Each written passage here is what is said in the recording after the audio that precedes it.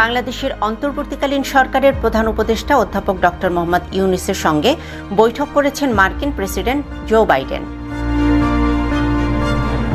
মঙ্গলবার বাংলাদেশ সময় রাত ৯টায় নিউ ইয়র্কে জাতিসংঘ সদর দপ্তরে দুই নেতার মধ্যে বৈঠকটি অনুষ্ঠিত হয়। হোয়াইট হাউস পরে প্রধান উপদেষ্টা ডক্টর মোহাম্মদ ইউনূসের সাথে প্রেসিডেন্ট বাইডেনের বৈঠকের বিষয়ে একটি প্রেস বিজ্ঞপ্তি প্রকাশ করে। এতে বলা হয়েছে, অন্তর্বর্তীকালীন সরকারের প্রধান উপদেষ্টা হিসেবে সাম্প্রতিক নিয়োগের অভিনন্দন জানাতে প্রেসিডেন্ট জো বাইডেন আজ বাংলাদেশের প্রধান উপদেষ্টা ডক্টর মোহাম্মদ ইউনূসের সাথে বৈঠক করেছেন।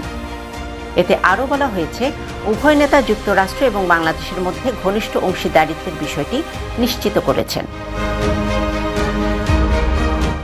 যার ভিত্তি অভিন্ন গণতান্ত্রিক মূল্যবোধ এবং উভয় দেশের জনগণের মধ্যে শক্তিশালী বন্ধন।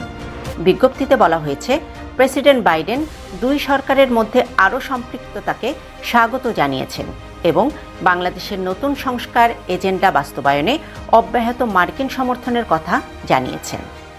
এছাড়া এই বৈঠকের বিষয়ে প্রধান উপদেষ্টা ডক্টর ইউনূসের প্রেস উইং থেকে জানানো হয়েছে, প্রেসিডেন্ট বাইডেন বাংলাদেশ এবং ডক্টর ইউনূসের অন্তর্বর্তীকালীন সরকারের প্রতি পূর্ণ সহযোগিতার আশ্বাস দিয়েছেন।